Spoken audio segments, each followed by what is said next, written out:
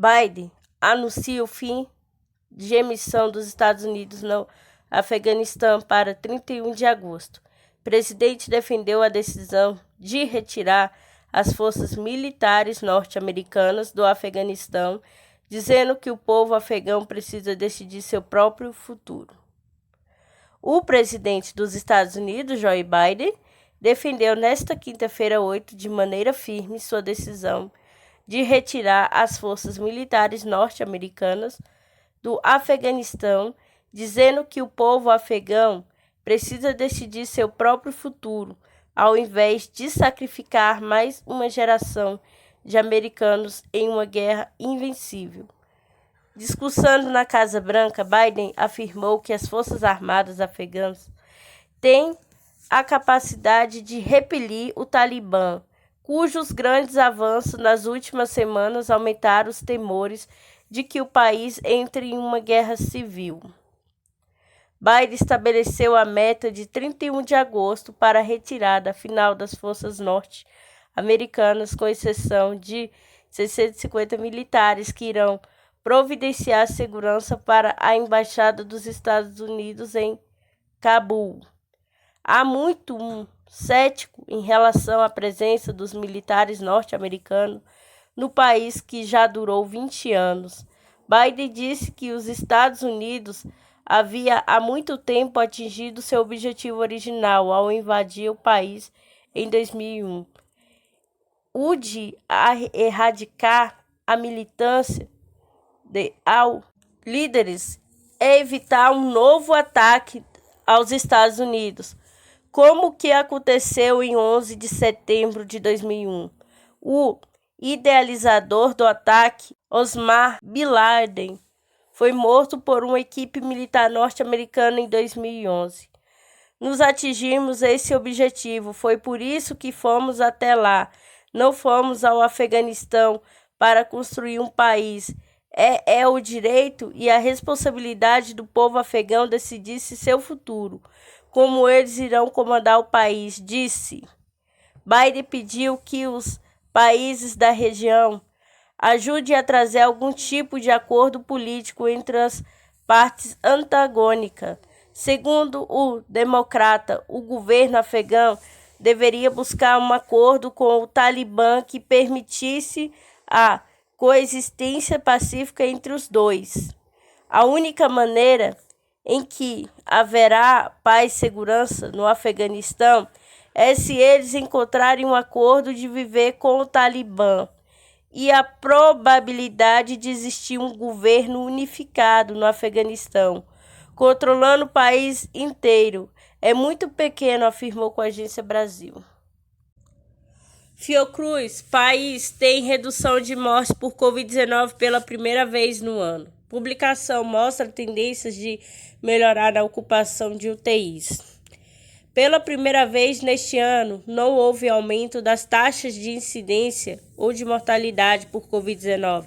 Em nenhum estado do país, a informação consta na nova edição do Boletim do Observatório da Covid-19 Fiocruz, publicada nesta quinta-feira 8, que reafirma a tendência de melhorar nas taxas de ocupação de leitos de unidades de terapia intensiva, UTI, no Sistema Único de Saúde do SUS.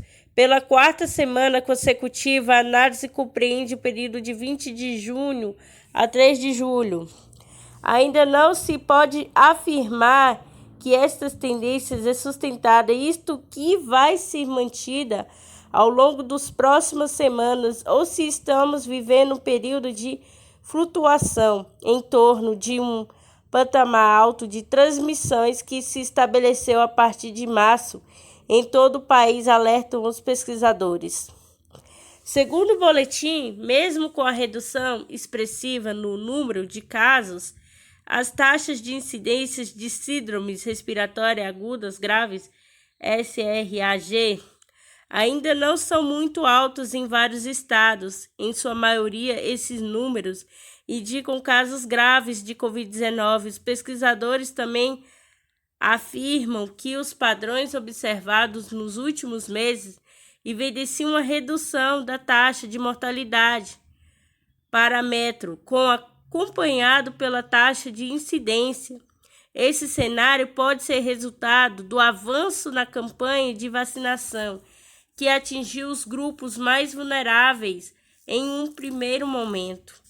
De acordo com os pesquisadores da Fiocruz, estes avanços vão configurando novos cenários. No momento atual, o curso da pandemia segue com mudanças gradativas do perfil etário de casos internados e óbitos. O rejuvenescimento, com expressiva concentração entre a população adulta jovem, traz novos desafios com relação às formas de enfrentamento da pandemia, com relacionados à garantia de cobertura vacinal no maior extrato populacional do Brasil, 30 e 59 anos, ao reconhecer situações específicas de vulnerabilidade, requerendo abordagens mais adequadas às novas faixas etárias, é um aprofundamento da discussão sobre as repercussões da pandemia nestes estratos populacionais, destacou a Fiocruz. Taxa de ocupação. O boletim demonstra que a maioria dos estados apresentou queda substantiva na taxa de ocupação dos leitos de UTI Covid-19, com destaque para as mudanças nos quadros de Tocantins, 90% para 71%, e Sergipe, 88% para 56%, que migraram da zona de alerta e criticou para a zona de alerta intermediária para fora da zona de alerta, respectivamente.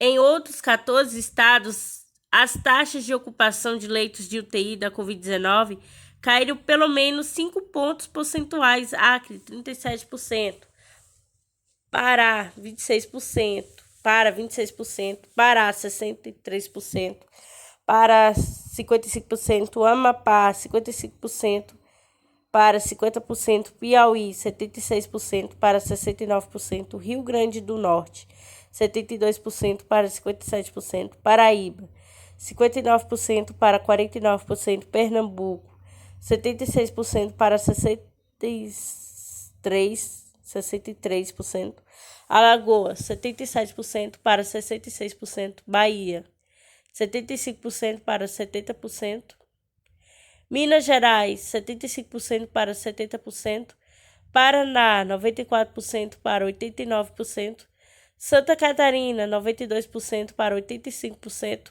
Mato Grosso do Sul, 88% para 74%, e Goiás, 85% para 74%.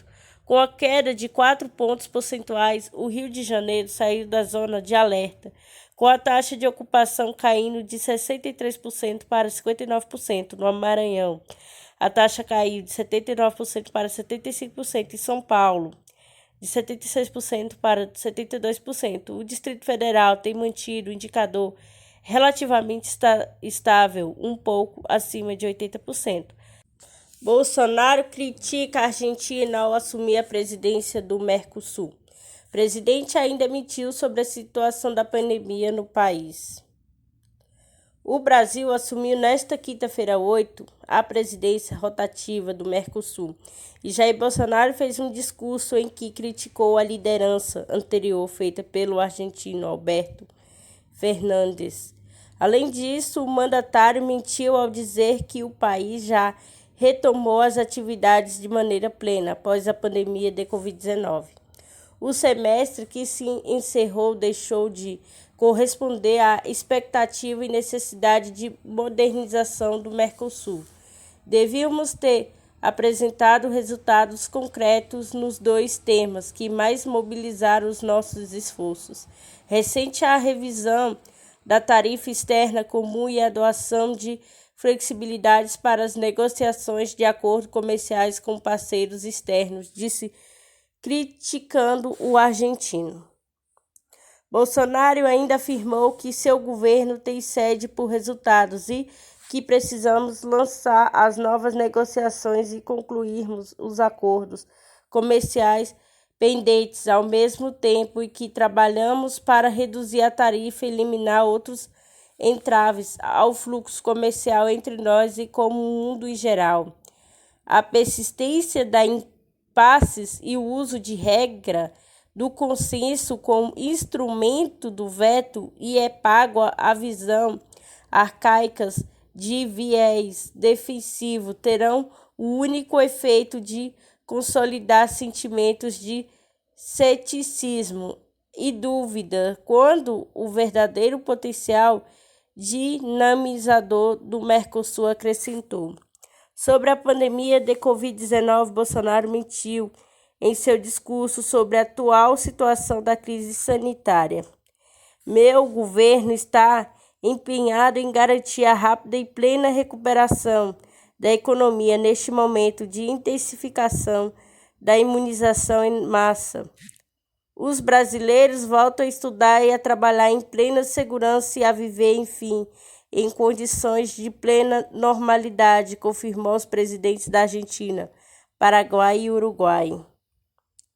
No entanto, muitas cidades brasileiras ainda não conseguiram retornar às aulas de maneira integral, além das constantes problemas de falta de vacina que atrapalham o avanço da campanha de imunização. Além disso, conforme os dados do último boletim do Conselho Nacional de Secretaria de Saúde da CONAS, o país tem uma média de 1.594 óbitos por dia, uma das mais altas do mundo. É de 50,2 mil casos diários, também entre os mais elevados com a agência ANSA. Ministério Público afirma à Justiça Federal que Pazuello fez gestão imoral e antiética na pandemia. Procuradoria da República no DF entrou com ação de improbidade na Justiça Federal. Na semana passada, o documento detalha todos os atos e omissões na condução da pandemia. O Ministério Público Federal, MPF, afirmou à Justiça Federal que a gestão do ex-ministro da Saúde, Eduardo Pazuello, na pandemia do novo coronavírus foi imoral e antiética, afirma o portal G1, que teve acesso à íntegra da ação de improbidade administrativa protocolada pelo MPF. A peça é assinada por 8 procuradores. O documento afirma que houve, no mínimo, negligência grave por parte de Pazuello na ausência de doação de previdências imprescindíveis para a contenção da pandemia. Os procuradores dizem que as ações do ex-ministro foram dolosas, amparadas com argumentos não científicos e que partiram de pessoas de fora do governo. Tudo indica que tais condutas são, em verdade, dolosas, tomadas não com apoio em critérios técnicos, estudos científicos e necessidades prementes da população, que exigiria diligência no planejamento para aquisição e distribuição de vacinas, kits de teste, etc., mas, ao contrário, com a base na aceitação crítica e injustificável de orientação não técnica e não científica de setores internos e externos ao governo federal, escreve os procuradores de acordo com a mídia. Inércia atrasou chegada de vacinas. As condutas de Pazuello na leitura do MPF afrontaram fortemente o princípio de lealdade institucional que deveria ser pautar ações do Ministério de Estado. A ação aponta os episódios que aconteceram durante a gestão do general, como as tentativas de negociação de vacina contra a Covid da Pfizer, documentados em 81 e-mails encaminhados a representantes do Ministério da Saúde. Também foram relatadas as ofertas feitas pelo Instituto Butantan, São Paulo, para que o governo Bolsonaro adquirisse doses da vacina Coronavac. O Instituto realizou diversas ofertas ao Ministério da Saúde desde julho de 2020, mas o contrário só se foi afirmado em janeiro de 2021. Essa inércia impediu que o Brasil tivesse ainda no primeiro trimestre de 2021 a disponibilidade de 4,5 milhões de doses da Pfizer e de 60 milhões de doses da Coronavac, montante, que teria possibilitado a vacinação antecipada de 32 milhões de brasileiros, tão longo os imunizantes fossem aprovados pela Anvisa, Agência Nacional de Vigilância Sanitária. Destaca o documento. Pazuello foi o terceiro ministro da Saúde na pandemia do novo coronavírus. General da ativa do Exército, ele sucedeu Luiz Henrique Mandetta e Nelson Teixeira. Pazuello assumiu a pasta do interino em 15 de maio do ano passado. Foi efetivado em 16 de setembro de 2020 e deixou o cargo em 15 de março deste ano com a agência Sputnik Brasil. Olá, bom dia, tudo bem, galera? Seja bem-vindo a mais um vídeo no meu canal, Datafolha. A maioria acha Bolsonaro desonesto, falso, incompetente, despreparado, indeciso, autoritário e pouco inteligente. A pesquisa mostra má impressão que o presidente que bateu o recorde de reprovação causa na população. O povo brasileiro não tem a melhor impressão de seu presidente. Ao contrário, para a maioria da população, Jair Bolsonaro é desonesto, falso, incompetente, despreparado, indeciso, autoritário. Favorece os riscos e mostra pouca inteligência. A tendência negativa se cristalizou ao longo do governo e é majoritário em poucos itens questionados. E o que mostra a nova pesquisa do Datafolha, na qual foram ouvidas 2.074 pessoas com mais de 16 anos em todo o Brasil. De forma presencial, a margem de erro é de 2 pontos para mais ou menos. Na pesquisa, Bolsonaro aparece com a pior avaliação desde que assumiu a presidência, em janeiro de 2019. 51% dos ouvidos consideram ruim ou péssimo, número que vem crescendo desde dezembro. A aprovação está estável em 24%. Em relação ao levantamento de maio, e o índice dos que o considera regular caiu para 24%. Igor Elov, da Folha Expresso. Ex-chefe do PNI defende a vacina e campanhas de controle da pandemia. Franciele Fantinato prestou depoimento à CPI da pandemia nesta quinta.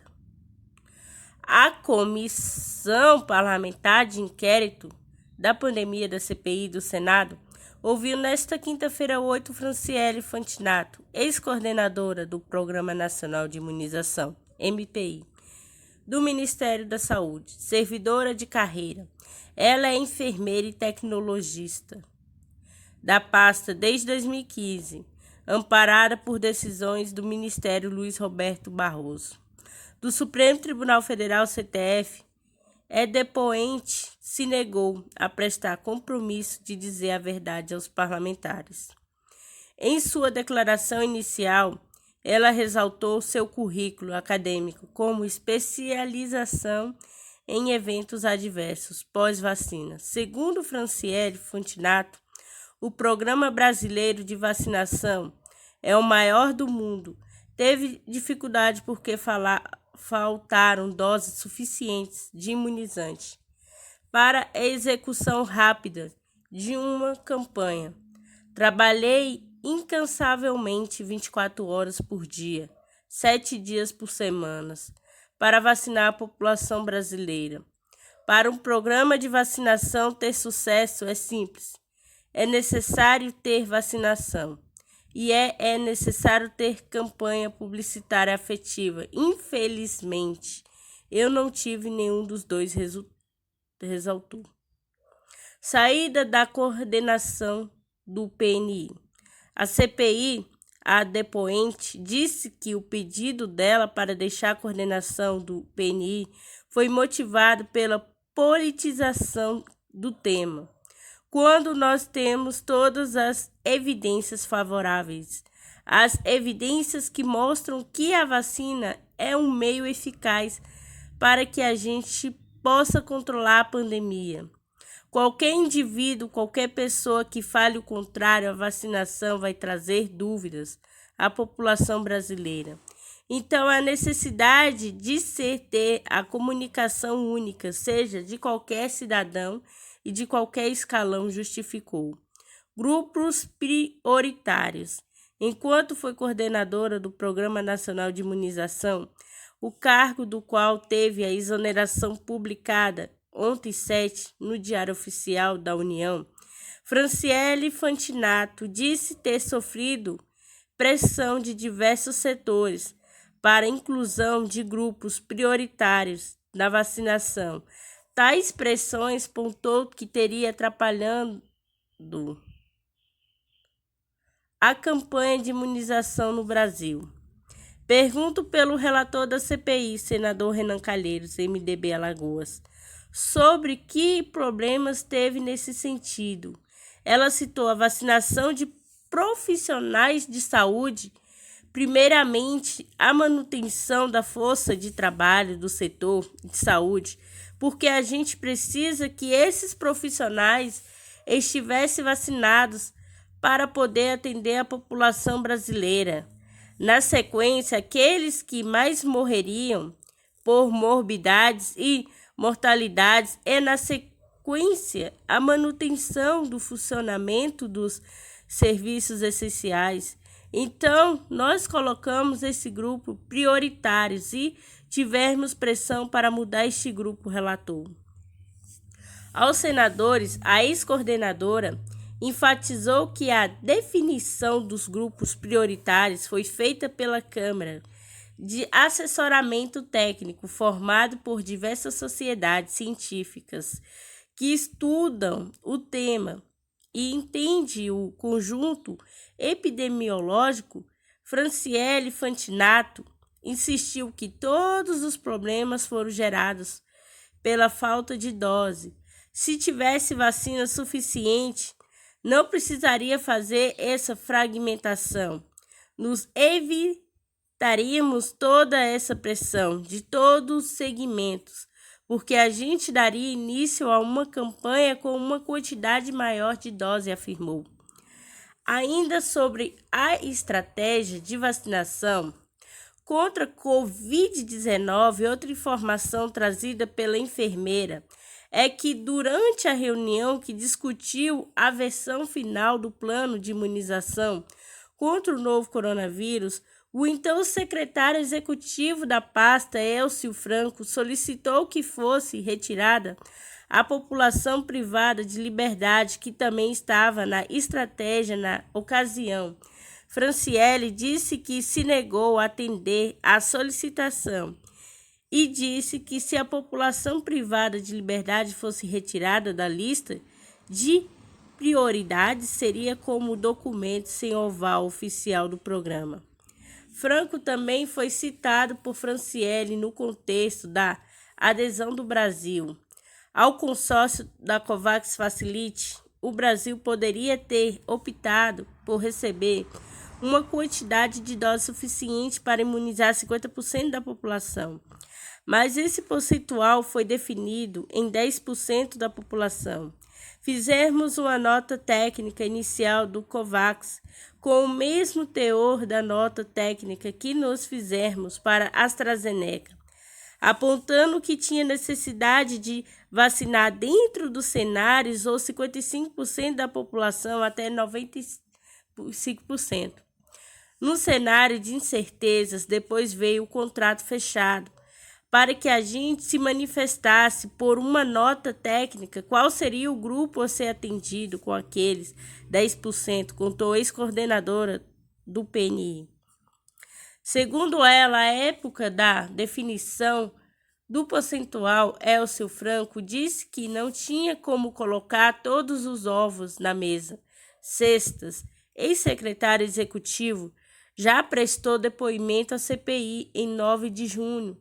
Na ocasião, Franco, que atuou na gestão do então ministro da Saúde, Eduardo Pazuello, disse que sempre foi orientado para que adquirisse o maior número de doses de vacinas no menor tempo possível, desde que o imunizante fosse aprovado pela Agência Nacional de Vigilância Sanitária da Anvisa. Gestantes. Franciele Fortunato foi convocada após ser citada pelo ministro da Saúde, Marcelo Queiroga, na CPI. Segundo ele, o então coordenador editou uma nota técnica destinada aos estados recomendando que gestantes que tinham recebido a primeira dose da AstraZeneca tomassem a segunda dose de qualquer outra vacina, sem nenhuma comprovação de segurança e eficiência. Em sua defesa, ela levou à CPI bulas de várias vacinas contra a Covid-19 e ressaltou que nenhuma delas aponta contraindicações para gestantes, mas preocupações.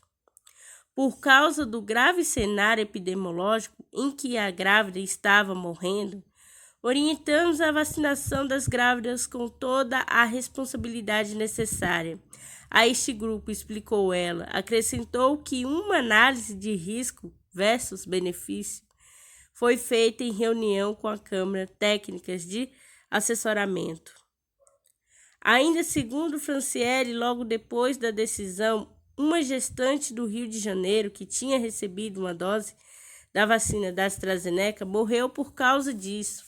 Os técnicos do governo reavaliaram a situação e decidiram pela intercambiabilidade de vacinas. Dessa forma, a segunda dose poderia ser uma marca diferente da primeira e da segunda. Ele hoje já se comprovou na prática que o conceito de intercambiabilidade traz mais benefícios do que deixar a pessoa sem cobertura vacinal.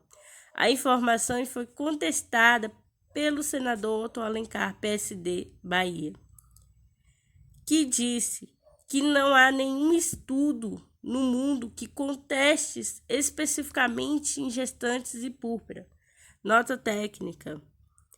Durante o depoimento, a ex-coordenadora do PNI leu uma nota técnica de 17 de fevereiro do Ministério da Saúde. À época, o documento alertava que a Covaxin ainda não tinha dados sobre sua eficácia publicado, nem liberação da Anvisa. Por isso, o PNI solicitou, na ocasião, que fossem pedidos à biotech produtora da vacina os dados sobre eficácia e segurança, além das estratégias de empresas indianas para atualizar a vacina a partir do surgimento de novas variantes. A nota chamou a atenção do relator. As vacinas da Pfizer e Coronavac, as recomendadas pela OMS, a Organização Mundial de Saúde, tinham os mais rigorosos controles e compliance, mas o governo priorizava na ocasião. A única vacina que tinha um atravessador, a empresa precisa, se tivesse dado a mesma prioridade às demais vacinas quando oferecidas, mais de 300 mil vidas teriam sido salvas, observou. Testemunha. Em função do esclarecimento de fatos considerados relevantes para a comissão, o relator Renan Calheiros disse que retiraria o nome da ex-coordenadora do PNI da condição de investigada pela CPI, passaria a tratá-la como testemunha. A decisão provocou reações de senadores da base do governo. A partir do momento em que a testemunha chega aqui, passa a falar em uma linha que a oposição acha que vai ao encontro do porquê eles querem que eles modifiquem, criticou Marcos Rogério, do DEM de Roraima. Por causa da polêmica, a decisão foi submetida ao plenário da CPI, que aprovou o encaminhamento e a maioria dos senadores também decidiu suspender os efeitos da quebra de sigilos telefônicos telemáticos com a Agência Brasil.